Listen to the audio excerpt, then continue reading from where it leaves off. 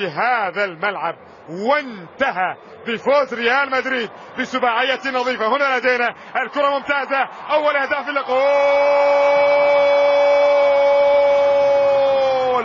هي 3 دقائق ونصف أمهل ريال مدريد لاس بالماس وسجل عن طريق إسكو أول أهداف اللقاء.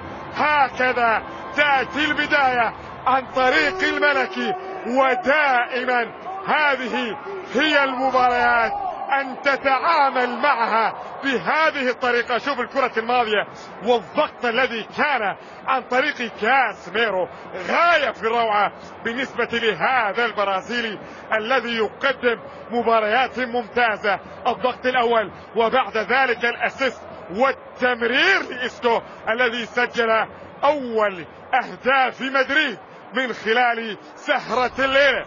والله شكلها مطولة الليلة اليوم، شكلها هناك أهداف كثيرة ستكون بالنسبة لريال مدريد كما ذكرت. سجل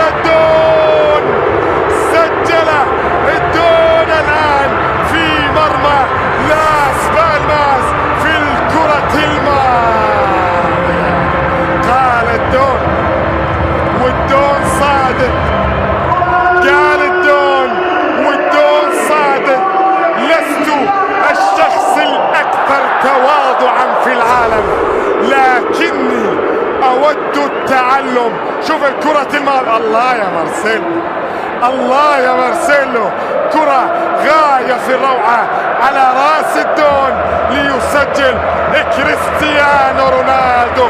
ليس في لاس بالماس، لا لا لا لا لا، الدون لم يسجل في لاس بالماس، بل إن كريستيانو رونالدو سجل في كافة فرق الليغا.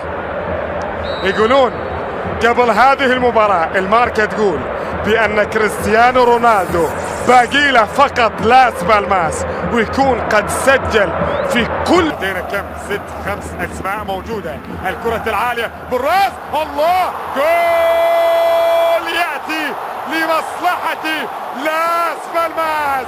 يسجل الآن عن طريق هيرنان، يسجل هيرنان سانتانا، وهنا تحت أنظار جماهير لاس بالماس والكل يتابع يناظر. كان وحيدا في اللقطة الماضية. شوف ما حد خلاص بروحه، لا يوجد أحد مع هيرنان. أين ذهب دفاع مدريد في الكرة الماضية؟ أين ذهب دفاع مدريد في الكرة الماضية؟ هيرنان يسجل هدف التقليص لمصلحة لاس بالماس، وهنا 233. هذا يعني ان امام الدون هدف واحد ويعادل ثالث هدافي الليغا تاريخيا وهو هوغو سانشيز. وهنا الله، خيسيه يسجل ثالث اهداف مدريد. هكذا يصنع بعدما أضاع خيسيه رودريغيز يسجل ثالث اهداف مدريد تحت اهازيج مشجعي مدريد 3-1. هكذا يأتي الآن خيسيه ويسجل ثالث أهداف مدريد. شوف الكرة الماضية والتمريرة، شوف العدلة على الجهة اليمنى، وبعد ذلك قوية تسكن الزاوية اليسرى زاوية خافي باراس. لم يستطع أن يصنع شيء في الكرة الماضية ليسجل خيسيه ثالث أهداف مدريد في الدقيقة 43.